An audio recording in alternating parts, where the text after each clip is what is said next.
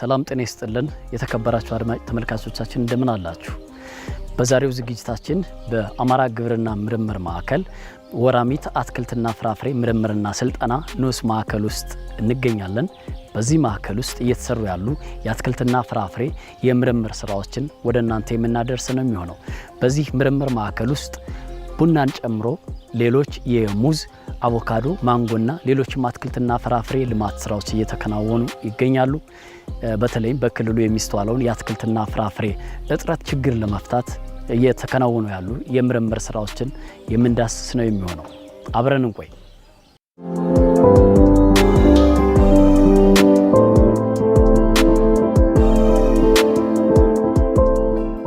በአማራ ግብርና ምርምር ኢንስቲትዩት የወራሚት አትክልትና ፍራፍሬ ምርምርና ስልጠና ንዑስ ማዕከል በአትክልትና ፍራፍሬ ልማት የተለያዩ የምርምር ስራዎችን እያከናወነ ይገኛል። በክልሉ የተለያዩ አካባቢዎች ለስነ ምህዳሩ ተስማሚ የአትክልትና ፍራፍሬ ዝርያዎችን በማላመድና በማዳቀል ለአርሶ አደሮች ያሰራጫል።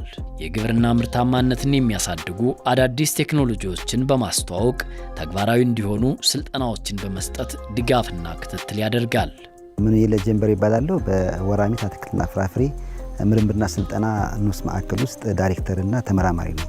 እንግዲህ ንዑስ ማዕከላችን የተቋቋመበት በዋናነት በአትክልትና ፍራፍሬ ላይ ትኩረት አድርጎ በዝርያ ማሻሻያ፣ በአትክልትና ፍራፍሬ ሰብሎች ላይ በዝርያ ማሻሻያ፣ በዝርያ እንክብካቤ፣ በዝርያ በሽታና ተባይ ቁጥጥር ላይ እንዲሁም ደግሞ የኤክስቴንሽን ስራዎችን ለአርሶ አደሩ ተጠቃሚ እናደርግበት መንገዶች አሉ። ከዚህ እኛ የምንሰራበት ከዚህ ውስጥ እንግዲህ ታዋቂ ለምንይዛቸው ቡናን በዋናነት እንዳንድ ክፍል ይዘነዋል። ቡናና ቅመማ ቅመምን አንድ ክፍላችን ነው። ፍራፍሬ አንድ ክፍል ነው። ከዛ ውስጥ ደግሞ አትክልት ምርምር አንድ ክፍላችን አለ ማለት። ከዚህ ተጨማሪ ሶሺዮ ኢኮኖሚ ምርምርና ስልጠና የሚባለው ማለት ነው። እሱ ደግሞ አንድ ክፍል አለ። በእነዚህ ውስጥ ተደራሽ የምናደርጋቸው በአትክልት ዙሪያ ላይ አሁን እኛ ለአርሶ አደሩም እየሰጠንበት እየተጠቀምበት ያለ ከዚህ በምርምር የወጡ የተሻሉ ዝርያዎችን ለአካባቢያችን ማህበረሰብ በተለይ ምዕራብ ጎጃም፣ ምስራቅ ጎጃም፣ አሁን ደግሞ ያለው ሰሜን ጎጃም እንዲሁም አዊ ዞንና ደቡብ ጎንደርን ጨምሮ ስራዎችን ተደራሽ ያደርጋል የኛ ምርምር ማዕከላችን ማለት ነው። ስራዎችን ይዞ ወደ አርሶ አደሩ ማሳ ይወስዳል። የምርምር ስራዎችንም በአርሶ አደሩ ማሳ ላይ ይሰራል።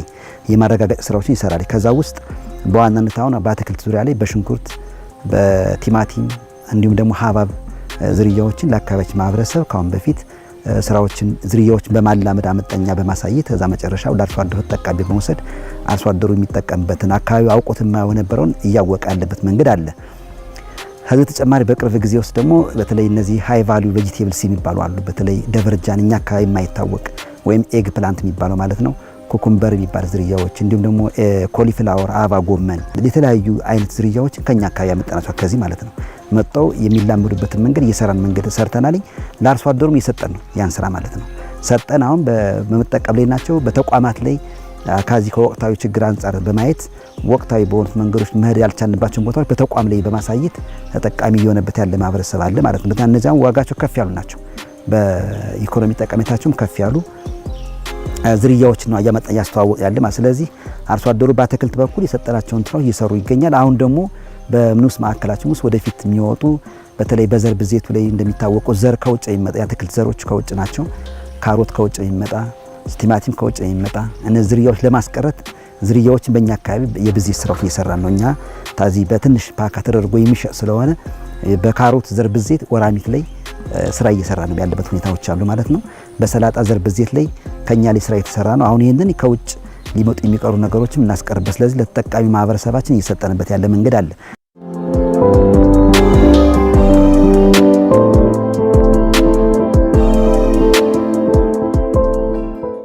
ስሜ መለሰዋለ እባላለሁኝ። በአዴት ግብርና ምርምር ማዕከል የወራሚት አትክልትና ፍራፍሬ ምርምርና ስልጠና ንዑስ ማዕከል የቡና ተመራማሪ ነኝ። ያው የወራሚት አትክልትና ፍራፍሬ ምርምርና ስልጠና ንዑስ ማዕከል የቡና የምርምር ስራ ጀመረ ትንሽ ቆየት ብሏል። 1990ዎቹ አካባቢ ጀምረን የተሻሉ የቡና ዝርያዎችን ከጅማ ግብርና ምርምር ማዕከል በማምጣት የማላመድ ስራ ስንሰራ ቆይተናል። ያ ማለት ምንድነው? አዳዲስ ዝርያዎች አካባቢ ስነ ምህዳሩ መልመድ አለመልመዳቸውን ቴስት ማድረግ መፈተሽ በጣም አስፈላጊ ስለሆነ ወደ ሌላ ወደ አርሶ አደር ከማሰራጨታችን በፊት ቴስት እናደርጋቸው ወይም ደግሞ ስነ ምህዳሩ መልመዳቸውን የሙከራ ስራ እንሰራለን ማለት ነው እና በዚያ መንገድ ሰርተን ወይና ደጋ አካባቢ ዝርያዎችን ሪኮመንድ ያደርግናቸው አሉ። 7440 የሚባሉ 7454 7410 የሚባሉ ዝርያዎችን ለምዕራብ አማራ አካባቢ ሪኮመንድ አድርገናል ማለት ነው። ምክረ ሀሳብ አውጥተናል። ከዚያ በተጨማሪ ደግሞ ወደ 2010 አካባቢ ጀምረን ለደጋው አካባቢ ለሃይላንዱ አካባቢ ምቹ ናቸው የሚባሉ ዝርያዎችን ከጅማ ግብርና ማዕከል እንደዚሁ በማምጣት አካባቢው ስነ ምህዳር መለማቸውን ቴስት እናደርግ ቆይተን በዚህ በልማዴሳ አካባቢ በባህር ዳር ዙሪያ በሰሜን ሜጫ ወረዳዎች እንደዚህ ለመስራት ስንሰራ ቆይተን የመረጥናቸው ዝርያዎች አሉ። እነ ያጭ ቡናዋሽና ውሹሽ የሚባሉ መርዳ ጨርቆ የሚባሉ ዝርያዎች በጣም ጥሩ ዝርያዎች ናቸው። ለደጋው አካባቢ ምክራታ ያወጣላቸው ናቸው። እስከ 18 ኩንታል በሄክታር መስጠት የሚችሉ ዝርያዎች ናቸው። ዘመኑ እንዳለው ባላለሁኝ በወራሚት አትክልትና ፍራፍሬ ንዑስ ግብርና ምርምር ማዕከል የአትክልትና ፍራፍሬ ተባይና በሽታ ተመራማሪ ነኝ። እንግዲህ ምርምር የመጀመሪያና ቀዳሚ ስራ ሊሆን የሚችለው ምንድነው? ቴክኖሎጂ፣ አዳዲስ ቴክኖሎጂዎችን ማውጣት ነው። በሁሉም ዘርፍ ማለት ነው። በዝርያ ሊሆን ይችላል፣ በሰብል ጥበቃ ሊሆን ይችላል፣ ወይም ደግሞ በአጠቃላይ አትክልትና ፍራፍሬ አያያዝን በተመለከተ ሊሆን ይችላልና አዳዲስ ቴክኖሎጂዎችን ማውጣት የሚለው የመጀመሪያው ቀዳሚው ተግባር ነው ሊሆን የሚችለው።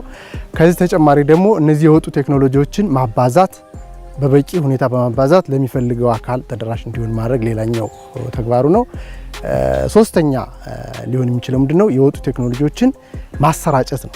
ዲስሚኔት ማድረግ ወይም ደግሞ ወደ ኢንድ ዩዘር ተደራሽ እንዲሆኑ ማድረግ የሚል ሲሆን እነዚህ ሶስት ዋና አንኳር ጉዳዮችን ይዞ ነው ምርምር እያከናወነ ያለው። በሞቃት እና ወይም ደግሞ መካከለኛ ስነ ምህዳር ላይ ሊመረቱ የሚችሉ ብለን የምንላቸው እንደኛም አካባቢ አሁን በስፋት እየተመረቱ ያሉ በተለይ በምዕራብ አማራው ላይ ማንጎ የመጀመሪያው ነው። ሙዝ ሌላኛው አቮካዶ ነው። አቮካዶ በጣም አሁን ኢመርጅ እያደረገ ያለ ፍሩት ነው። ሌላ ፓፓያ በተጨማሪ ያለ ጓቫ ምንላቸው አሉ። እነዚህ ካታጎሪዎች በሞቃታማና መካከለኛ ሞቃታማ ላይ ሊመረቱ የሚችሉ ናቸው ማለት ነው። ሌሎች ግን አፕል፣ ኮክ፣ ፒች እነዚህ የሚባሉት በተለይ ወደ ቀዝቃዛው አካባቢ ወደ አዊ ዞንና ወደ ሰሜን ሸዋ አካባቢ ሊመረቱ የሚችሉ እንትኖች ናቸው። እኛ ግን ፎከስ አድርገን የምንሰራው እነዚህ ትሮፒካል ኤንድ ሰብ ትሮፒካል ፍሩቶች ላይ ነው ማለት ነው። አትክልትና ፍራፍሬ ልማት ለዜጎች የስራ ዕድል ለመፍጠር ስርዓተ ምግብን ለማሻሻልና የምግብ ዋስትናን ለማረጋገጥ ድርሻው የጎላ ነው። በአነስተኛ መሬት ላይ አትክልትና ፍራፍሬዎችን ማልማት የዜጎችን የኑሮ ደረጃ ለማሻሻልና ኢኮኖሚያዊ ተጠቃሚነትን ለማረጋገጥ ያስችላል። ወራሚት አትክልትና ፍራፍሬ ምርምርና ስልጠና ንዑስ ማዕከል በአትክልትና ፍራፍሬ የሚስተዋለውን የምርት እጥረት ለመቅረፍ ትኩረት ሰጥቶ እየሰራ መሆኑን ተመራማሪዎች ይገልጻሉ።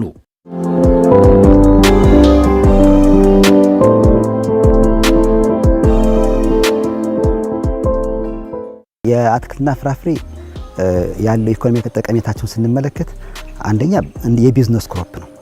የስራ ዕድል ሊፈጥር የሚችል ሰዎች ሀብት ሊያፈሩበት የሚችል ከሌላው ሰብል በተሻለ ማለት ነው። ከሲሪያል እንዳልኩ እነዚህ አገዳና ብዕር የሚባሉ ናቸው። ሲሪያል ማለት አገዳና ብዕር ማለት ነው። ስንዴ፣ ጤፍ፣ በቆሎ ምንላቸው ማለት ከነሱ በላይ ማለት ነው። የገንዘብ ሀብት ሊተረፍበት የሚችል በግለሰብ ደረጃ እንደ ሀገርም ማለት ነው የኢኮኖሚን ከፍ ሊያደርግ የሚችል ናቸው። እንግዲህ አትክልትና ፍራፍሬ ስናነሳቸው በራሳቸው ማለት በባህሪያቸው እንደዛ ነው። ለዛም የሚገርምህ አሁን በውጭ እርዳታ በሚደረግላቸው ሌሎች ሰብሎች አሁን ምሳሌ ስንዴ፣ ድንች እነሱ አሁን የምግብ ዋስትና የሚያረጋግጡ ናቸው በመባል ማለት ነው የውጭ እርዳታም ጭምራል ድጋፍ አለው። እነዚህኞቹ የአትክልትና ፍራፍሬ ማዕድን በእነሱ ጎስ ማዕድን የቢዝነስ ክሮፕ ናቸው በመባል እነሱም ነጮች ወይም ሌሎች የሚያግዝ አካል የሚያደርጉት ምንድነው ዘር ለኛ መስጠት መሸጥ ነው እንጂ የሚፈልጉት ያን ማገዝ አይፈልጉም ራሳችን እንድንችል ማለት ነው በዙሪያ ላይ። ስለዚህ የሚያሳየው ምንድነው የቢዝነስ ክሮፕ ናት። አንዲት 10 ግራም የፓፓያ እንትን ወደ 20-30 ሺህ ትሸጣለች። አሁን ይሄ ቢዝነስ ነው። ስለዚህ እንደ ሀገር እንደ ግለሰብ ሀብት የሚፈራበት የቢዝነስ ክሮፕ ነው አትክልትና ፍራፍሬ። በሌላ በኩል ደግሞ አንተ እንዳነሳው የምግብ በምግብ ራስ የመቻል ስናማ ደግሞ አሁን አትክልትና ፍራፍሬ ከፍተኛውን ቦታ ይዛሉ። ለምሳሌ ስኳር ድንች እንውሰደው። ስኳር ድንች አሁን እንግዲህ ከ300 ኩንታል በላይ የሚገኝበት ነው በሄክታር ማለት ነው በአንድ ሄክታር ላይ። በቆሎ ብንነዱ 67 ነው። ጤፍ ብንነድ 10-12 ኪሎ ግራም ኩንታል ነው የምናገኘው። ለዚህ አንጻራዊ ስትመለከተው እነዚህ በህዝብ ብዛት ደግሞ የኛው እንደምናዩት የኛ ኢትዮጵያ አሁን በብዛት እንግዲህ ከ130 ሚሊዮን ደርሷ እየተባለ የሚባልበት አለ ደረጃው ማለት። ስለዚህ ይሄን ህዝብ ልትመግበው የምችለው በአገዳና ብዕር ሰብሎች አይደለም። ይሄን ልትመግቡ ማለት ልክ እንዲህ ሰብሎች ተመርጠው ከፍተኛ ምርት የሚሰጡ በኢኮኖሚ ጠቀሜታቸው ከፍ የሆኑት እንደ ድንች እንደነገርኩ ማለት አሁን ይሄንን እነ ቻይና ማርገውታል፣ እነ ህንድ ማርገውታል። የሚገርማው የስኳር ድንች አምራች ሀገር ማናት ስትባል ዛሬው እኛው ኢትዮጵያ ልናስብ እንችላለን። ቻይና የምትመገበው ለምን ለስታስበው ቻይና በብዛቱ ከፍተኛ ስለነበረች ህዝቧን ለመመገብ ስኳር ድንች ነው የተጠቀመች የነበረ ማለት ነው። ስለዚህ እኛም አሁን ስኳር ድንች አንዱ የምግብ ዋስትና ሊያረጋግጥ የሚችል ሰብል ነው ከኛ ዘንድ ያለ ድንችን፣ ስኳር ድንችን፣ ሌሎችም ካዛባ እንዲሁም ደግሞ ያ ምንላቸው አሉ የአትክልት ዝርያዎች እነሱን ሊያመጡ የሚችሉ ናቸው በእኛ ዘንድ ማለት። ስለዚህ ስኳር ድንች አሁን ለኛ አካባቢ ከምግብ ዋስትና በዘለለ የስርዓተ ምግብ ማሻሻያም ነው። አሁን ምሳሌ እኛ በአገዳ ሰብሎች ልናገኘው የማንችለውን በሱ እናገኛለን። ቫይታሚንስ ሚኒራልስ የምንላቸው ነገሮች በብዛት የምናገኝ ከአትክልትና ፍራፍሬ ነው። ከአገዳ ሰብሎች የምናገኘው ካርቦሃይድሬትና ሌሎችን ነገር የምናገኘው። ስለዚህ አሁን እንደምታየው ከጤና ችግር አካባቢ ከገጠመን ነገር አጠቃላይ ስንመለከተው የጤና ችግራችን ሊስተካከል የሚችለው አብዛኛው ከ50% በላይ በአመጋገብ ስርዓት ማሻሻል ነው። 50 በሌላ ጤና ምግብ ሌላው ይገባል። 50% ግን የአመጋገብ ስርዓቱን ቢያስተካክል አሁን የገጠመንን የስኳር ግፊት፣ የልብ፣ የካንሰር ምንላችን በሙሉ አጠቃላይ ሰው ሊያስተካክል ይችላል። ሌሎች ተጨማሪ ማለት መቀንጨር የአእምሮ መቀንጨርን ሊያመጡ የሚችሉት እነዚህ የንጥረ ነገር ድህነት ነው እንጂ አሁን በሰውነታችን ወፍራሞች ነን፣ ሆዳችን ነፋ ያለ ነው እንደምታውቀው ሁላችን ስንመለከተው፣ ግን አይደለም። የአእምሮ የመቀንጨር አለ፣ አመለካከታችን ዘቅ የሚልበታል። ያ ነገር ያመጣብን አብዛኛው በእነዚህ ንጥረ ነገር ማጣት ነው። ይሄ ደግሞ የሚገርምህ ኢትዮጵያውን ካሁን በፊት የኛ አማራን ክልል ጨምሮ ማለት ነው በአትክልትና ፍራፍሬ በተወሰነ መንገድ ይመገብ ነበር። ያ የድሃ ምግብ ነው እየተባለ ወደ ኋላ መጣ። ምሳሌ ጎመን ብንወስደው እንግዲህ የራብ ማስታገሻ ብለን የምናነሳው ነበረ እንጂ አሁን ምሳሌ ምንድነው ጎመን ባወጣው ነፍስ አትንጣጣ ነፍስ ገብስ ይባላል። ገብስ ራብ በመጣ ሰዓት ላይ ተሎ የሚደርሱ እነሱ ናቸው። ተሎ ደራሽ ናቸው። በ45 ቀን ይደርሳል። ስንዴን ገብስ የምትወስደው ከ3-4 ወር በላይ የሚቆይ ነገርና ብለዛ ብሎ በዛት የድሃ ምግብ ነው በመባል የተናቀ ሰብል ነበረ እንጂ ጎመን ሲመገብ ነው የኛ ሰው ድንች ሲበላ ኑሮ አለኝ። ግን በዛ ልክ አልነበር የሚያስበው። ግን ድሃ ሆኖ ቢሆንም የድሃ ምግብ ቢለውም ግን በጤናው ጥሩ ነበረ። አሁን የጤና እክሎች እንደምናየው ስለሆነ ማለት የበዛበት መንገድ አመጋገባችን ሀብት ስናገኝ ወደ ስጋው ወደ ቅቤው ነው የምንነደው። ድህነት ሲመጣ እንደዛ። አሁን ግን ነው ተገላቢጦሽ ነው አለኝ። ለምን? አንደኛው የጤና ችግር ተከስቷል። ያን ጤና ልትሞላ የምትችለው በአመጋገብ ስርዓት ማስተካከል ነው። የአመጋገብ ስርዓት ለማስተካከል ደግሞ የአትክልትና ፍራፍሬ ወሳኝ ሰብሎች ናቸው። በአጠቃላይ አትክልትና ፍራፍሬ የሚሰጡን ጠቀሜታ ከምግብ ስርዓት ማሻሻል ጋር በዋና የቀጠለበት ነው። አሁን የትኩረት ሰጡ ስራ የተሰራበት ያለ መንገድ አለ። በክልሉም ግብርና በሌሎችም አጠቃላይ የግብረሰናይ ድርጊቶች አጠቃላይ በዋና ትኩረት ሰጠው በአመጋገብ ስርዓት ላይ ስራ እንዲሰራ ከማን ጋር ይገናኛል? ከአትክልትና ፍራፍሬ ጋር ነው የሚገናኘው። ስለዚህ አመጋገባችን በዛ ልክ ሊያሻሽሉ የሚችሉ ናቸው። በኢኮኖሚ ጠቀሜታቸው እንዳልኩ እንደ ሀገርም የዶላር ምንጭ ናቸው፣ እንደ ግለሰብም ደግሞ ሀብት የሚፈራበት ናቸው ማለት ነው። ብዙ በዛ ሰንሰለት ውስጥ ከአምራቹ አንስተ ከዚህ ከቀን ሰራተኛው አንስተ እስከ ደላላው ቸርቻሪው ስትወስዱ አትክልትና ፍራፍሬ ሰፊ የስራ እድል የሚፈጥር ናቸው። ቀላል አይደለም። ችግኝ የዛ አፍልተህ ችግኝ አፍልቶ መሸጥ አንዱ የስራ እድል ነው። ችግኙን ደግሞ ስተክሎ ደግሞ ስታመርተው አንድ የስራ እድል ነው። ዘሩን ስትሸጠው የስራ እድል ነው። ደላሎች መኪናው አጠቃላይ በስፋት ስለሚመረት ምርቱ ሰፊ ስለሆነ ብዙ መኪና ይንሸራሸራል። ምክንያቱም ከአንድ ሄክታር የሚገኘው 300 ኩንታል ካልን ያንን ለመያዝ ብዙ መኪናዎች አሉ ማለት ነው እዛ ውስጥ የሚገቡት እና በጣም ሰፊ የሆነ ጠቀሜታዊ ሰፋ የጎላ ያለ አትክልትና ፍራፍሬ በዛ ልክ ተጠቅመን አናውቅም። የመጣንበት ልምዳችን በተለይ የኛ አማራ ክልል ያለበት ሁኔታ በአገዳ ሰብሎች ላይ ትኩረት አድርጎ የሚሰራ አካባቢ ስለሆነ ጤፍ ላይ በጣም የሚታወቅበት ነው። አሁንም ከሌሎች ክልል ጋር ሲወዳደር ፖቴንሻሉ የኛ አንደኛ ነው። ግን እኛን የሚስሉን በምንድን ነው? እናንተ ጤፍ አምራች ናችሁ፣ ቡና እናንተ አታውቁትም። ሌሎች ሰብሎችም እንደዛው ከደቡብ ይምጣ ልምዱ እነሱ አመጋገባችን ያ ስላልነበር ማለት። አሁን ግን ትንሽ ለውጦች አሉ።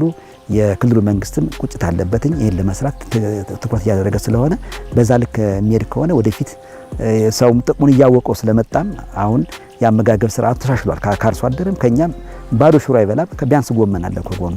ስለዚህ ይሄ መኖሩ ደግሞ አምራቹ እንዲያመርት ምርምሩም እንዲሰራ ብዙ ደግሞ እንደዚህ ደጋፊ አካሎች እንዲመጡ ያደርጋል ማለት ነው። ስለዚህ የአትክልትና ፍራፍሬ ሰፊ የሆነ የስራ እድልም ጠቀሜታቸው ጎላ ያለ ነው ማለት ነው። አትክልትና ፍራፍሬ በጣም አዋጭ ኮሞዲቲ ነው። ምንድነው ያን ያልኩበት ምክንያት በውስን ቦታ በትንሽ ቦታ ብዙ ምርት ማግኘት ስለሚቻል በጣም አዋጭ ኮሞዲቲ ነው። ዘርፉ በጣም የሚበረታታ መሆን አለበት። ምክንያቱም አሁን እኛ እዚህ አካባቢ አርሶ አደሩ የሚያተኩረው በቆሎ፣ ጤፍ፣ ስንዴ፣ ገብስ እነዚህ ጥራጥሬ ተብሎች ነው። አትክልትና ፍራፍሬ ያን ያህል ብዙ አይደለም። ግን በአንድ ሄክታር የሚገኘው በቆሎ እና በአንድ ሄክታር የሚገኘው ቡና ወይም ደግሞ አቮካዶ ሊሆን ይችላል። ያንን ኢኮኖሚካሊ ወይም ኮስት ቤኔፊት አናሊሲስ ብንሰራ የማይገናኝ ነው የሚገኘው አድቫንቴጅ ማለት ነው። አትክልትና ፍራፍሬ ላይ የሚገኘው አድቫንቴጅ በጣም ከፍተኛ ነው ኢኮኖሚካሊ። አሁን ለምሳሌ አንድ ሄክታር በቆሎ አለ አይደለ? እዚያ የሚገኘው ምርት በሚሸጥበት ዋጋ ብናስበውና በአንድ ሄክታር የሚገኘው ቡና ደግሞ በዚያው ባለው ከረንት ባለው ገበያ ካልኩሌት ተደርጎ ቢሰራ የሁለቱ ልዩነት የማይገናኝ ነው። የሰሜንና የምድር ነው። አሁን እንደው የምናየው ለኪሎ ራሱ 1400 1300 ነው እየተገዛ የሚጠጣ እና በጣም የማይገናኝ ነው እና ይሄ የሚመከረው በውስን ቦታ ብዙ ምርት ማግኘት ስለሚቻል አትክልትና ፍራፍሬ ተክሎችን ማምረት በጣም አዋጭ እንደሆነ አይተናዋል። ምክንያቱም አድቫንቴጁ ኢኮኖሚካሊ ብቻ ሳይሆን በጤና በሽታ ተከላካይ ናቸው አትክልትና ፍራፍሬዎች። ኒውትሪሽናሊ በጣም አስተዋጽኦ ያደርጋሉ። ኢቭን አሁን እዚህ የምናየው እዚህ ስታምፕ ከተደረገው ቡና ተጎንደው ቡና የምናየው ስኳር ድንች የሚባል ሰብል ነው። ኢንተርክሮፕ ተደርጎ ተሰባጥሮ ነው ያለ ቦታውን ኤፌክቲቭ ለመጠቀም አሰባጥረናል እና ይሄ ለዝናብ አጠር አካባቢዎች መሆን የሚችል በጣም አዋጭ ሰብል ነው። ኑትሪሽናሊም ደግሞ የመቀንጨርን ሁኔታ የሚቀንስ እና በጣም አስተዋጽኦ የሚያደርግ ሰብል ነው። አትክልት ላይ በተለይ አሁን ሽንኩርት ለኛ አካባቢ ላይ ክረምት ላይ በጣም ውድ የሚሆንበት ጊዜ ነው። እንደምታውቁት 150 200 ብር ነው። አልፎ ተርፎ በንግግር ከሱዳን የመጣ ሱዳን ሽንኩርት የሚባልበት መንገድ አለና በሱ ላይም ስራዎችን ለመስራት ሞክረናል። በሽንኩርት ላይ ቲማቲም እንደዚሁ በጋ ላይ ርካሽ ነው፣ ክረምት ውድ ነው እንደምታውቁት። ለዚህ ቲማቲም እንደዚሁ በክረምት ማምረት የሚቻልበት መንገድ ቴክኖሎጂዎችን የኛ አካባቢ እንደሚታወቀው ይሄ ምዕራብ አማራ የሚባል በተለይ ምዕራብ አማራ የሚባሉት ከጎንደር አንስተ እስከ ማርቆስ ያለው አካባቢ ምዕራብ አማራ ይባላል። ምዕራብ አማራ ደግሞ በከፍተኛ ዝናብ ያለበት የሚታወቅ ረጅም ጊዜ የሚቆይበት በመሆኑ ለበሽታና ለተባይ ክስተት ከፍተኛ ነው። ስለዚህ እነዚህ ሰብሎች የምንላቸው ሰብሎች ለክረምት ላይ ምቹ አይደሉም ለኛ አካባቢ ማለት ነው። በተለይ ሽንኩርት፣ ቲማቲም ማለት ነው። በዝናቡ ጋር ተያያዥነት ያለው የበሽታ ክስተት ስለሚሰፋባቸው በዛ ምክንያት ብዙውን ጊዜ ሽንኩርት አናመርትም፣ ተጨማሪ ደግሞ ቲማቲም አናመርትም። ያን ለመቀርጨፍ ግን በቃ ለክረምት የሚሆኑ ዝርያዎች እነማን ናቸው? አዎ ለክረምት የሚሆኑ ዝርያዎች እነማን ናቸው በማለት እነዛ ዝርያዎችን ለክረምት ተስማሚ የሆኑ ቦታዎችን ጭምር በማጥናት በተለይ በዚህ በክረምት ላይ ሊመረት የሚችል ሽንኩርትን የተለያዩ ዝርያዎች አመጣን ሞክረናል። ከሞከርናቸው ውስጥ እና ቦታዎችን ጭምር አሁን ባህር ዳር አሁን አይሆንም በምን መንገድ ደከመን ባገኛ ዝርያ ወደፊት በመናገር ዝርያ ሊኖር ይችላል። አሁን ባለው ግን ባህር ዳር አልሆነም። ግን በዙሪያው ላይ ዘማኝ በራይል ማዲንሳ ዘማ አካባቢ ላይ እብናት ቦታዎች ነው ቦታዎች አሁን ለሽንኩርት ለክረምት ሽንኩርት ማምረቻ ቦታ ምቹ ናቸው። በዚህ ተጨማሪ ዝርያም ጭምር ናፊስ የሚባል ዝርያ በክረምት ወደ 320 ኩንታል የሚገኝበት ዝርያ አግኝተናል በቅርብ ጊዜ ማለት ነው። እሱን ይሄንን በማድላመድ አመጣና እዛ ሳይተን ስራዎች የሰራንበት መንገድ አለ ማለት ነው። ስለዚህ እሱ ዝርያውን ቀጣይ እኛም እያሰራጨው ነው፣ አርሶ አደርም እየወሰደው ነው።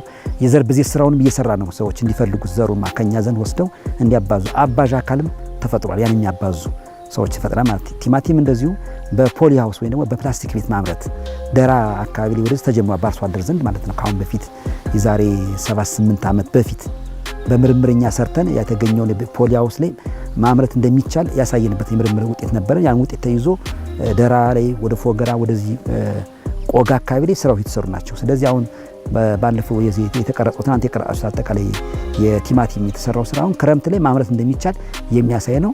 አርሶ አደሩ ይጠቀምበት ነው። ባህር ዳር ከተማም አልፎ አልፎ ስራዎች የተሰሩበት ያለው መንገድ አለ ማለት። ስለዚህ ቲማቲም በዚህ ልክ ወደፊት ስራ የሰራንበት መንገድ አለ። ይሄ ስኳር ድንች ቅድም ለመናገር ሞክራለሁ። ስኳር ድንቹ በጣም ወሳኝ ለቢዝነስም የሚሆን አሁን ይሄ ቁራጭ በመሸጥ የሚተዳደሩ ሰዎች አሉ፣ ደቡብ ጨምሮ ማለት ነው። ከዛው ደግሞ ሩቱን በመብላት ሩቱ ደግሞ ብርቱካናማ በመሆኑ የተነሳ በተለይ የቫይታሚን ኤ እጥረትን ለህፃናት አሁን በጠብታ የሚሰጣቸው ቫይታሚን ኤ የአይን ዳፍንት የሚባለውን አጥቢ እናቶች፣ እርጉዝ እናቶች ሊመገቡት የሚችሉት እንደገና ደግሞ ዘርፈ ብዙ ለዳቦ ለእንጀራ የሚሆን ነው። ይሄ በጣም የተለየ ሰብል ነው። ከኛ ከምናውቀው ስኳር ድንች ዝርያ ይሄ ለየት ያለ ነው። በንጥረ ነገር ይዞታው እንዲኖረው ተደርጎ በምርምር የመጣ ዝርያ ነው። ዝርያ ማለት ነው። ያኛው እኛ የምናውቀው ነጭ የስኳር ድንች አለ። ውስጡ ስንቆርጠው ውስጡ ነጭ ነው። ሲቀቀልና ምን ከቅቅል ውጭ አይሆንም እሱ። ይሄ ግን እንደ ድንች ወጥ ይደረጋል። ድንች ወጥ ሆኖ ይሰራል። ከዛ በዘለ ዳቦ ይደረጋል። ጤፍ ምንድነው እንጀራ ይደረጋል። ጁስ ይደረጋል። ይሄን በተግባር ለባህር ዳር ከተማ አካባቢ አሳይተናል። አርሶ አደሮችም ወስደዋል። ይሄን የተከሉት ነው። አሁንም ግብርናን በስፋት እየሄደበት ነው። ከኛ የመነሻ ዘር እየወሰዱ ከዚህ ግብርናን በስፋት ሄዷል። በጣም ይሄንን እንደው ብታዩ ደስ የነበር በተወሰነ መንገድ እና ይሄ የሚታወቀው በደቡብ በምናና ከኛ አካባቢ ይታወቅ። ይሄ አንዱ የምግብ ዋስትና ማረጋገጫችን ነው፣ የስርዓተ ምግብ ማሻሻያችን። ስለዚህ ይሄም አንዱ በእኛ በምርምር ያመጣነው ስራ እንደሆነ እንዲታወቅ ማለት ፈልጌ ነው።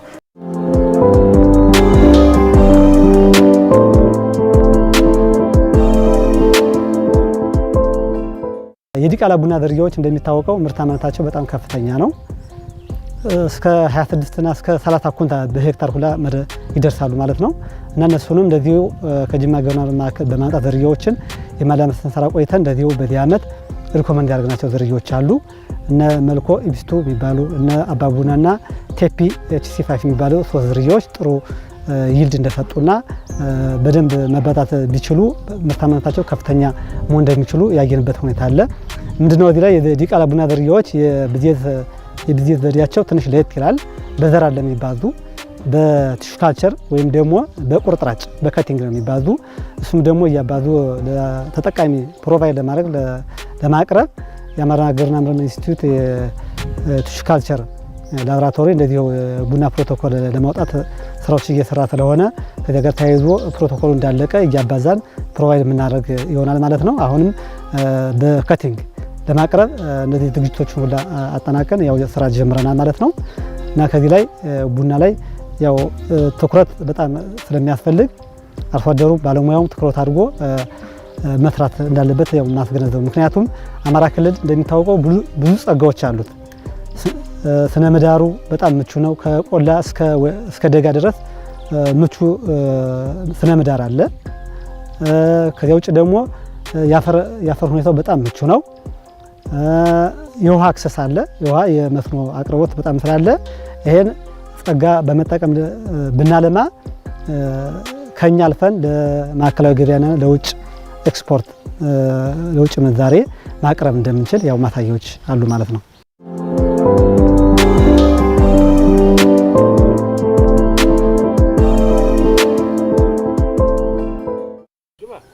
የማንጎ ነጭ ነፍሳት ተባይ ሌላው አትክልትና ፍራፍሬን በማልማት ሂደት ውስጥ እያጋጠመ ያለው ትልቁ ፈተና፣ በተለይም ደግሞ ማንጎን በማምረት ሂደት ውስጥ በክልሉ የተለያዩ አካባቢዎች የማንጎ ነጭ ነፍሳት ተባይ እየተከሰተ አርሶ አደሮች ምርታቸው እየቀነሰባቸው ጥያቄዎችን እያቀረቡ ይገኛሉ።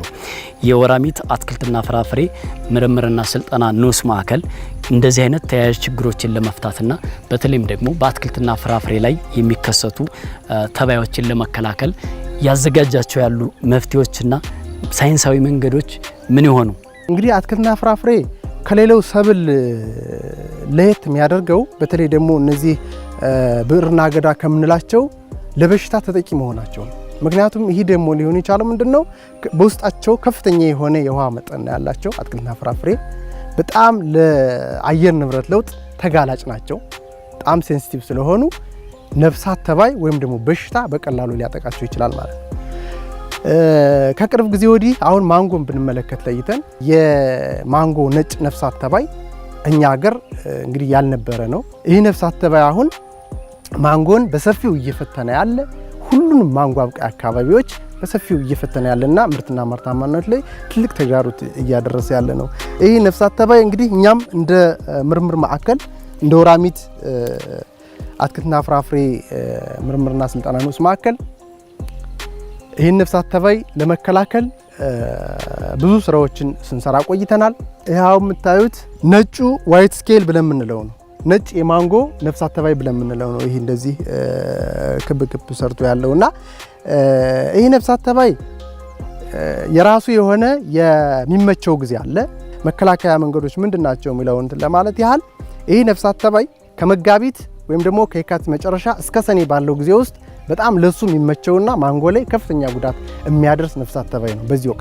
በዚህ ወቅት ደግሞ ማንጎ ከየካቲት እስከ ሰኔ ባለው ጊዜ ውስጥ ፍሬ የሚሰጥበትና ከፍተኛ የፍሬ ጠለፋ ወደ ድህረ ምርት የሚደርስበት ወቅት ስለሆነ በዚህ ላይ ከፍተኛ ኢኮኖሚካል ቫልዩ የምናይበት ነው የማንጎ እና በዚህ ላይ ነው ጉዳት የሚያደርሰው ይህ ነፍሳት ተባይ። ስለዚህ ይህን ነፍሳት ተባይ የምንከላከለው በዋናነት በዚህ ክሪቲካል ታይም አይደለም። በዚህ ወቅት አንዴ እሱ የሚመቸው ስለሆነ ከቁጥጥር ውጭ ይሆንብናል። አሁን ይህ ማንጎ እስከ ሐምሌ 20ዎች ውስጥ ተሰብስቦ ያልቃል።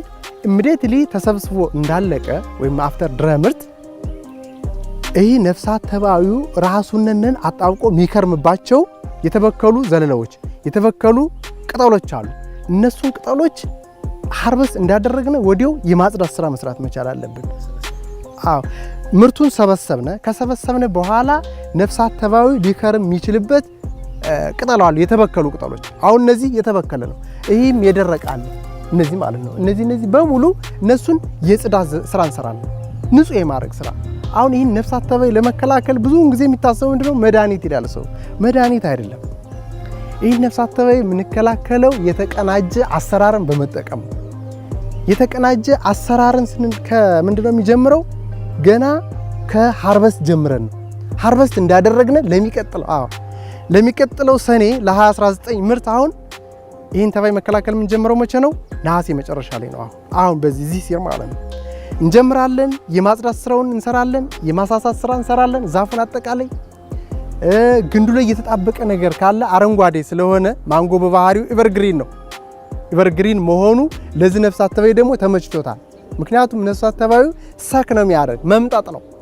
ስለዚህ ከዛ ከተጣበቀው ላይ እናራግፋለን የተበከለን ሙሉ በሙሉ እናሳሳለን እናስወግዳለን መጨረሻ ላይ ደግሞ በሳሙና ከዘይት ጋራ በመቀላቀል ሻውር እናደርገዋለን እንደዛ ስናደርግ ከራሚ ስቶኮች ወይም ደግሞ ከርመው ለሚቀጥለው ዘመን እንደመነሻ ሆኖ የሚያገለግሉትን እናመክናቸዋለን እናጠፋቸዋለን ማለት ነው እነሱ ጠፉ ማለት የቀጣይ የካቲት ወር የስርጭት መጠን በጣም ይቀንስልናል በጣም ይቀንሳል ስቶኩን ካሳሳ ነው ማለት ነው ስለዚህ ይሄን እናደርጋለን ይሄን ስንሰራ ግን ተጓዳኝ በሽታዎችም አሉ ምክንያቱም ተያያዥነት እንትናላቸው ይሄ ሲያጠቀው ሌላ ፈንገስም ሊመጣ ስለሚችል ማለት ነው ለምሳሌ አሁን እንትን ላይ ጥቅምት ላይ ህዳር አካባቢ ፍላወር ሲሆን ፓውደሪ ሚለው የሚባል በሽታ ይመጣል እሱ ፍላወሩን ሙሉ በሙሉ ሊያረግ የሚችል ነው ያንን መቆጣጠር መቻል አለብን እሱንን ካልተቆጣጠር ነው የዛፉን ኢሚዩኒቲ ወይም ደግሞ ተፈጥሯዊ የመቋቋም እንትኑን ስለሚቀንሰው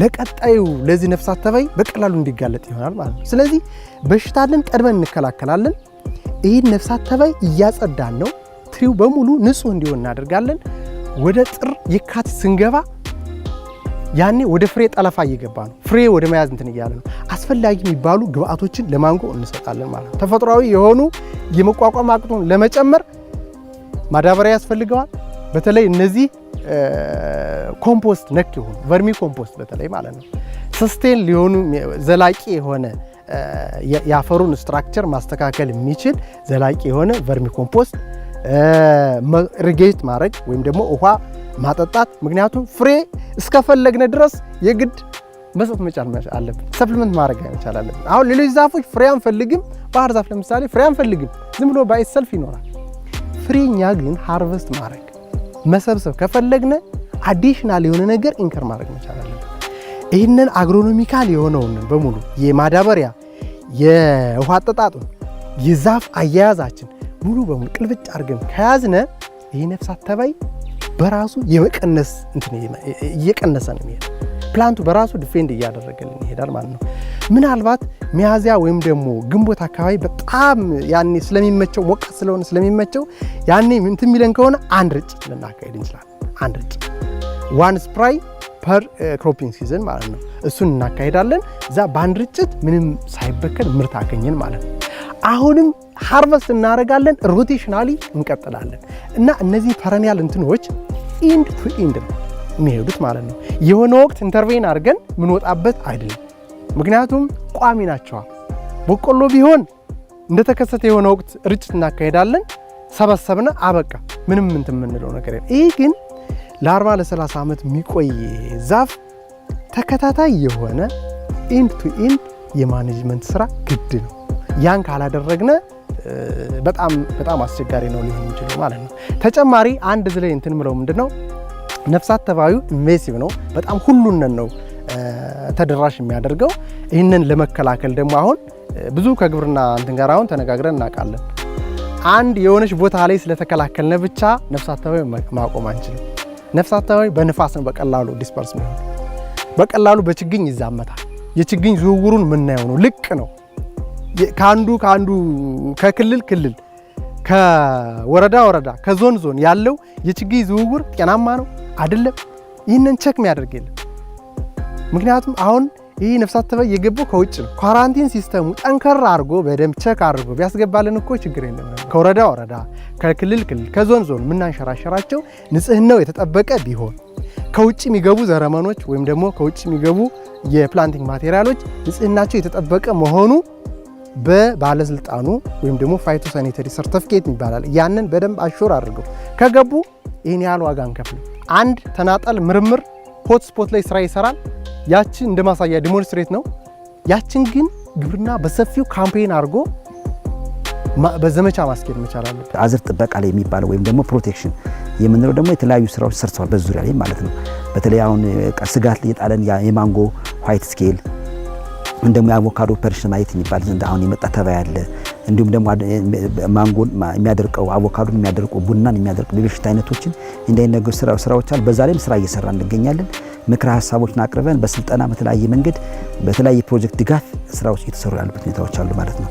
ከዛ ደግሞ የዝርያ ማሻሻያ ይባላል። የማዳበሪያ ጥናት ማዳበሪያ ምን ያህል መጠን ይፈልጋል ለእያንዳንዱ ፍራፍሬ ለአንዱ አትክልት ምን ይፈልጋል እሱን ስራዎች ተሰርተዋል። በምን ያህል ርቀት ያው ዝርያ ከማሻሻያ በዘለለ የዝርያ እንክብካቤ ይባላል። ይሄ ደግሞ አብሮ የተቀናጀ ስራ የሚሰራውን ዝርያ ብቻውን አይሆንም።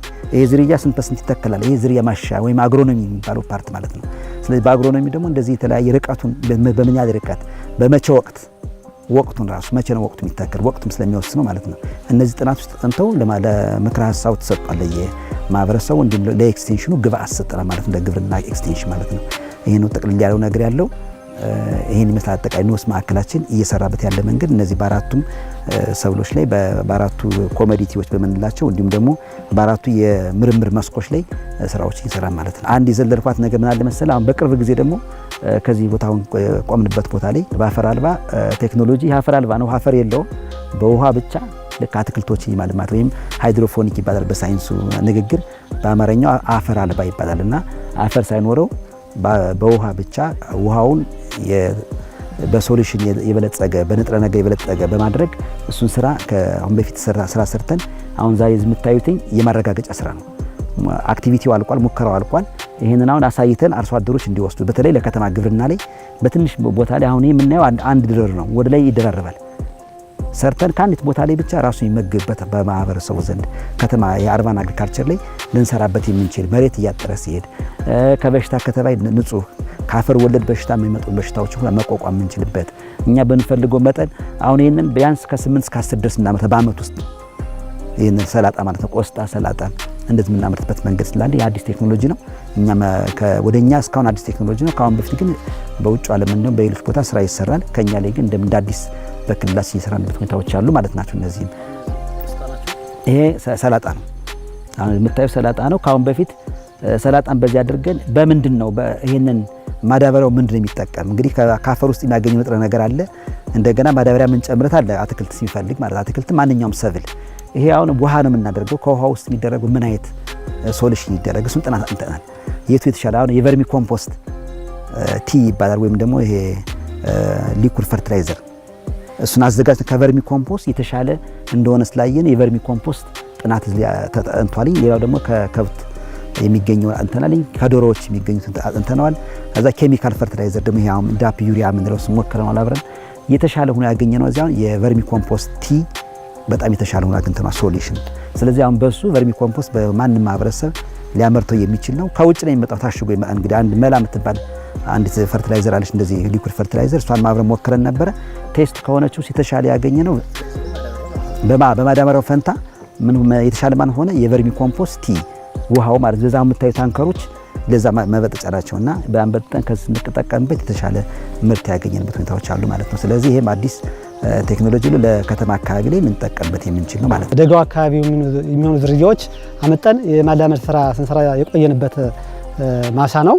ከዚያ በኋላ ሙከራችን ከጨረስን በኋላ ዝርያው እንዳይጠፋ ሜንቴን እናደርጋለን። ዝርያው ለወደፊት እንድንጠቀምበት ሜንቴን አድርገን እንቆያለን ማለት ነው። እዚህ ዘር ሁላ ስለምናዘጋጅ ኮሌክት እያደረግን ዘር እናዘጋጃለን እና እንደዚያ ስለሚሆን ያው ሜንቴን በማድረግ ማኔጅ በማድረግ ማቆየት አለብን። ግን እንዲያም ሲሆን ቡና ሲያረጅ ማለት ነው ቡና ካረጀ በኋላ ምርቱ ይቀንሳል፣ በሽታና ተባይ ሊያጠቃው ይችላል። ስለዚህ ቡና ካረጀ ቢያንስ በቆላው አካባቢ 10 ዓመትና ከዚያ በላይ ከሆነው ይላል።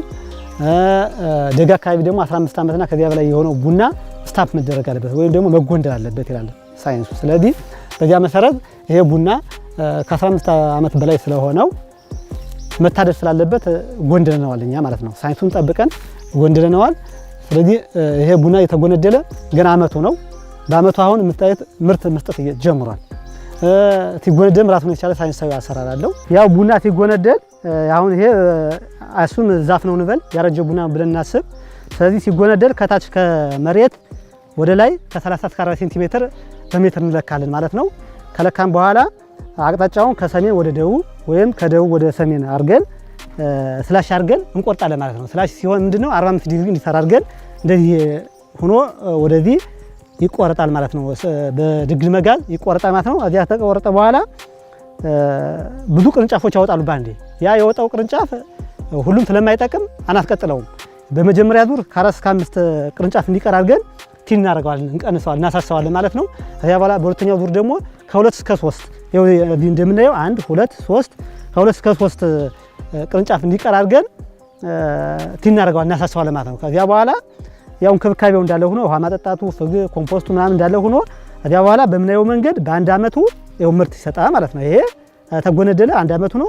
በአመቱ እንደዚህ ምርት የሰጠ ቡና ነው። ስለዚህ አርሶ አደሩ ይህን ቴክኖሎጂ ቢጠቀም ምንም ኢኮኖሚካሊ ጋፕ ወይም ደግሞ የምርት ልዩነት ስለማይኖር በአመቱ ምርት ማግኘት ስለሚችል ያረጀው ቡና እንደዚህ በዚህ መልክ ቢጎነድለው በጣም ውጤታማ ምርታማ መሆን እንደሚችል ማሳያ ነው ማለት ነው።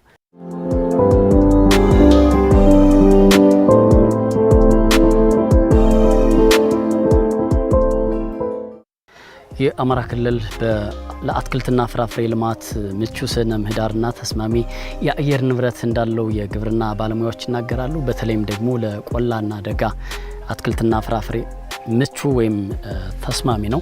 እንግዲህ በክልሉ ከ5.2 ሚሊዮን ሄክታር በላይ የሚታረስ መሬት አለ። ሆኖም ግን እስካሁን በፍራፍሬ እየለማ የሚገኘው ከ50 ሺህ ሄክታር በላይ እንደማይበልጥ ከክልሉ ግብርና ቢሮ በተለያዩ ጊዜያት የተመለከትናቸው መረጃዎች ያመለክታሉ።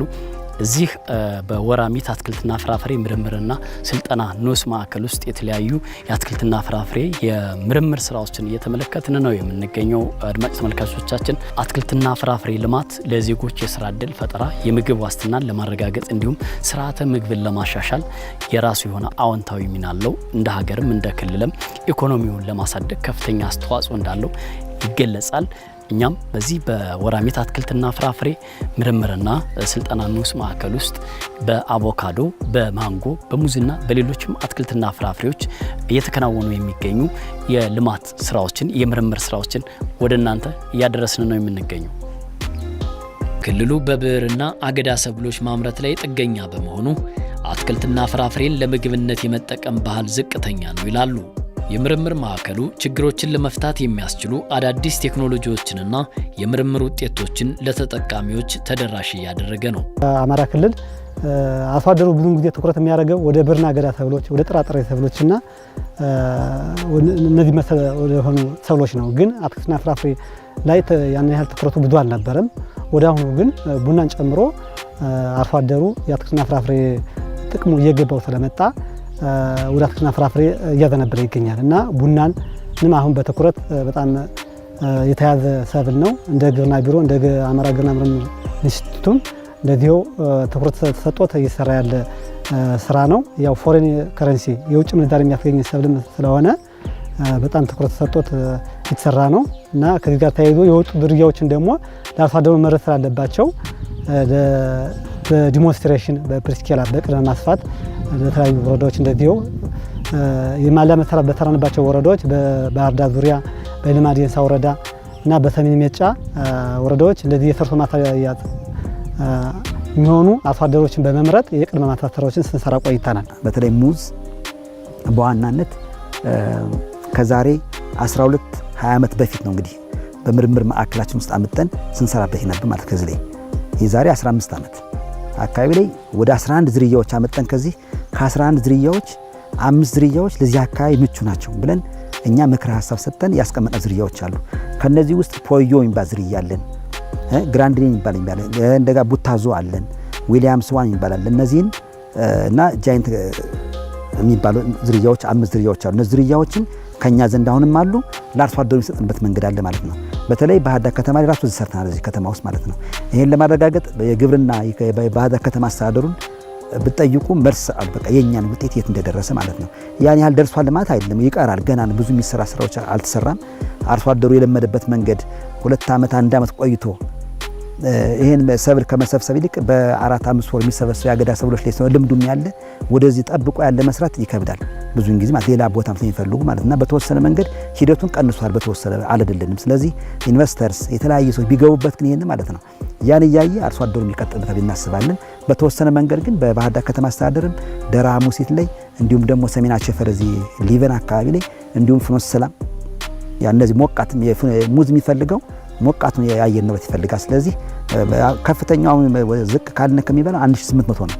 ከዛ በታች መሆን አለበት 1500 1200 ጀምሮ እስከ 1800 ያለው የሙዝ ለማምረት ምቹ የአየር ንብረት ይፈጥራል እና አሁን ባህር ዳር ያለንበት 1840 ነው። ከዚያ እኛ አሁን የቆምንበት ቦታ ማለት ነው። ስለዚህ አሁን ለዚህ አካባቢ ምቹ በአንድ ዓመት ከ6 ወር ነው የሚደርሰው እዚህ አሁን ከኛ ላይ የደረሰው ሙዙ ማለት ነው። ስለዚህ ይሄንን ዝርያዎች ለአርሶ አደሩ ሰጠናልኝ። አርሶ አደሩን በተወሰነ መንገድ ተሄዶበታል። ግን ትኩረቱ አናሳ በመሆኑ ካሁን በፊትም የነበረው በመንግስትም በምርምርም በሁሉም አናሳ ነው ትኩረቱ የሚሰጠው ለአትክልትና ፍራፍሬ የሚሰጠው ትኩረት ማለት በዛ መንገድ በተባለው ልክ አርሶ አደሩን ጠቅሟል ብለን ለመናገር አያስችልም። ከኛ አካባቢ ማለት አሁንም ከምን እያመጣን ነው? ከአርባ ምንጭ እያመጣን ነው። ስለዚህ አሁን የተያዘው አቅጣጫ ጥሩ ነው። በዚህ 1 ዓመት 2 ዓመት የክልሉ ግብርናም ሌሎችም መንግስትም የያዘው ራሱ አቅጣጫ በቃ የፍራፍሬ ክላስተር የፍራፍሬ ልማት ተብሎ ተይዟል። እሱ ጥሩ አቅጣጫ ልክ እንደ ስንዴ አንድ ወቅት ላይ የጠቅላይ ሚኒስቴሩ ኢኒሼቲቭ ተብሎ የስንዴ አብዮት ተብሎ በጣም እንቅስቃሴ ያለ የሚመለከተው የማይመለከተውም ሲያለማ ነበር ወጥቶ ልክ እንደዚህ አሁን አትክልትና ፍራፍሬን የዛ አይነት ነገር አቅጣጫ ስላለ ጥሩ ይሆናል ብለን እናስባለን ወደፊት ላለው። ስለዚህ እኛም በምርምር ደግሞ ያን ልማቱ የሚፈልገውን ዝርያዎችን አባስተን ያን መገኘት አለ ብለን እናስባለን። ለማገዝ የምንችልበት መንገዶች አሉ። ስለዚህ አሁን ሙዝ ከኛ ላይ ወደ 5 ዝርያዎች አሉ። አሁን ደግሞ ከዚህ ጋር የምታያቸው ደግሞ አዳዲስ ዝርያዎች ተጨማሪ ያው የ5 ዝርያዎች ከዛሬ 15 ዓመት በፊት የነበሩ ናቸው። ተጨማሪ ደግሞ ዝርያዎች አሁን ጥናት እያካሄድንበት ያለ መንገድ አለ ማለት ከዚህ ላይ ከናሽናል ፕሮግራሙ ጋር በመቀናጀት የምንሰራቸው ስራዎች አሉ ማለት በሙዝ ላይ። በዚህ ተጨማሪ አቮካዶ ስንመጣ አቮካዶ እንደምታውቁት እንግዲህ አሁን የክልሉም አጠቃላይ በኢትዮጵያ ደረጃም ትልቅ ኢኒሼቲቭ ያለበት አቮካዶ እንደሚታወቀው። እኛ ግን እዚህ አሁንም ከ15 ዓመት በፊት ዝርያዎች ከዚህ መጥተው ወደ 6 ዝርያዎች ተቀምጠው ስራዎች ተሰርተው ለኛ አካባቢ የትኞቹ የተሻሉ ናቸው ዝርያዎች ተመርጧል። አሁን ሀስ እያለ ሰምታችኋትን ሻካራው አቮካዶ የሚባል እነሱ ዝርያዎች የቆየ ዝርያ ነው፣ ከኛ ዘንድ የተቀመጠ ዝርያ ነው። ግን አለደም ነበር በዛ ልክ ትኩረቱ ስላልተሰጡ ማለት አሁን ትኩረት ተሰጠው ግን ደግሞ ተመጥቷል ወደዚህ ማለት። ስለዚህ ለገበያም ጥሩ ስለሆነ እነ ሀስ እነ ኢቲንጋ ሌሎችም ዝርያዎች እዚህ ያሉት ከኛ ዘንድ ወደ 6 ዝርያዎች አሉ። ቤከን እና አባል ምን ላይ ዝርያዎች አሉን። እነሱ ዝርያዎች አሁን በተወሰነ መንገድ አርሶ አደሩ እየወሰዳቸው ነው።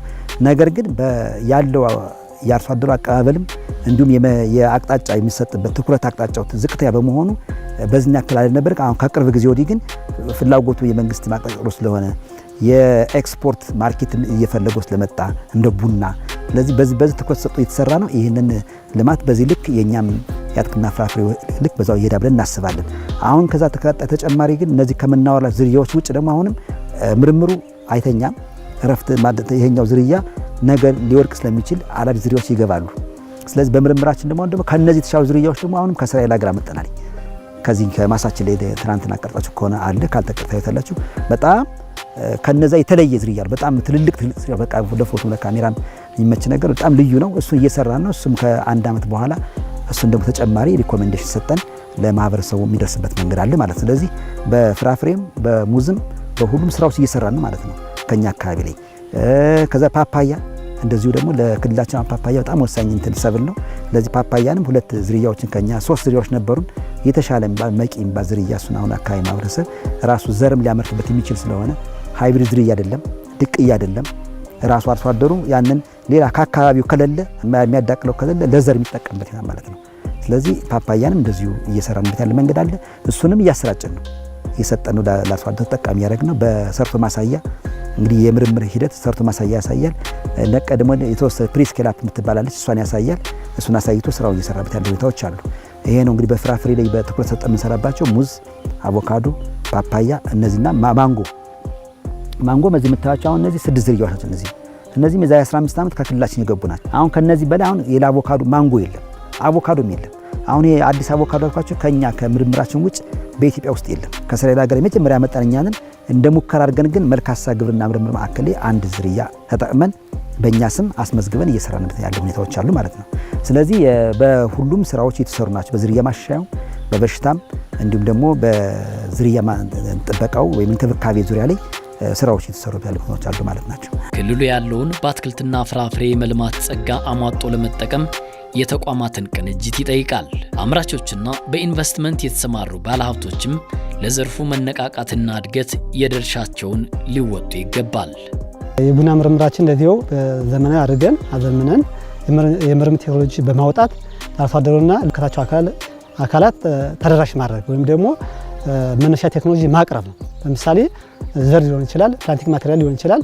ያን በማቅረብ አርሶ አደሩ እነዚህን ኢምፕሩቭድ ቫራይቲዎች የተሻሉ የቡና ዝርያዎችን እየተጠቀመ ምርትና ምርታማነትን መጨመር፣ ኳሊቲውም እንደዚያው በዚያው ልክ ጥራቱም በዚያው እንዲጨምር እነዚህ የምርምር ቴክኖሎጂዎችን መጠቀም እንዲችል ያው አስተዋጽኦ ማድረግ አለብን።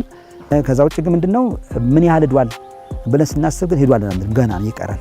ያሁኑ ኢኒሼቲቭ ጥሩ ስለሆነ ግን በዚህ ኢኒሼቲቭ እና በዚህ ሞራን ግን እንደሚቀጥል እርግጠኛ ነኝ በጣም ባለው ምክንያቱም ጥቅሙን ሰው ያውቀዋል። ትናንት የኔ ጓደኞች እንደገለጹላችሁ በትንሽ መሬት ላይ ብዙ ምርት የሚሰጥ ነው ሰብሉ፣ እያንዳንዱ ሰብል ማለት ነው ብንወስዳቸው ከአትክልት እስከ ፍራፍሬ ድረስ ማለት ነው ቡናን ጨምሮ ማለት ነው። ስለዚህ አሁን ቡናን ከአራት እግር ቡና የምናገኘውን ምርት ማለት ነው የአንድ ኩንታል በቆሎ ዋጋ ከ2 ኪሎ ቡናና አንድ ኩንታል በቆሎ እኩል ነው ዋጋቸው አሁን በአሁኑ ሰዓት ማለት ነው። ስለዚህ አሁን ስታዩት ውድድሩ ምንድነው ሰው ይሄን ጥቅሙን ያየውና ሰው ወደዚህ የመምጣት እድሉ ሰፊ ነው ወደ አትክልትና ፍራፍሬ ማምረቱ ላይ ማለት ነው። የመንግስት አቅጣጫም ጥሩ ስለሆነ ይሄን ተከትሎ ወደፊት ይሰፋልን እናስባለን። ከዛ ውጭ ግን ወደፊት ምንድነው እኛ እንደ ሪኮመንዴሽን የምንናገረው ለክልላችን ልክ አምራች ወይም ደግሞ ኢንቨስተርስ በፍራፍሬው ዙሪያ ላይ ቢገቡበት ያን እያየ ሌላው ማህበረሰብ ያን ይከታተል እናስባለን። አሁን በቁንጣ ቁንጢ ወይም በትንሽ መሬት ላይ ብቻ በመስራት ለውጥ አይመጣም። በአትክልትና ፍራፍሬ በቃ ሰፊ ክላስተር ይፈልጋል። አንድ መኪና ሞልቶ ካለደ አሁን ማቀያ የሙዝ ማቀያ ምሳሌ እንደ ችግር ይነሳ አርሶ አደሮች ሲያነሱት ማለት ነው። አርሶ አደሮች ትንሽ መሬት አንድ 20 በ20 ቦን ይተክላል ልሞክርሉ ማለት ነው። ያቺ እዛ የሚያገኛት ምርት ዝቅተኛ ነች። ዝቅተኛ ስለሆነ ያችን ማን ይረከበዋል? ኢት ፍሩት የሚባለው ተረክቦ ማቅላት አለበት። ያንን ተቀልቶ እንግዲህ ሂደት አለው የሙዝ ሂደት ማለት ነው። በአረንጓዴ ይቆረጣልኝ። አሁን ከደቡብ እንደምታውቁት በአረንጓዴ ተቆርጦ መጥቶ በሂደቱ እየቀላ ይመጣል። ስለዚህ አርሶ አደሩ በአረንጓዴው አምርቶ አንድ መኪና ሞልቶ ካልሸጥ ወይ ደግሞ የሚገዛ አካል መኪና ይዞ መጥቶ በጋሪ ይዞት አይሄድም። ያለው ምናስ አይነት ሰፊ ክላስተር ይፈልጋል። ስለዚህ እነዚህ ኢንቨስተሮች ተሰጧቸው ትክክለኛ አምራች ኢንቨስተርስ ጥሩ ቦታ ተሰጥቶ ቢታይ በአካባቢ ያለ ማህበረሰብ ያን እያየ እየተማረ የሚሄድበት መንገድ አለ እንጂ እኛ በተወሰነ ሰርቶ ማሳያ ሞክረነዋል። በተለያየ ቦታ እንዳልኳችሁ ዘጠኝ ወረዳዎች ገብተናል። በሙዝ ብቻ ከዘጠኝ ወረዳዎች ገብቷል ሙዝ አየሁ። በጣም ታይቶ ተመስግኖ ምክትል ጠቅላይ ሚኒስትሩ ተገኝቶ ያየበት ሁኔታዎች አሉ። ጥሩ ስራዎች ታይቶ ማለት ናቸውና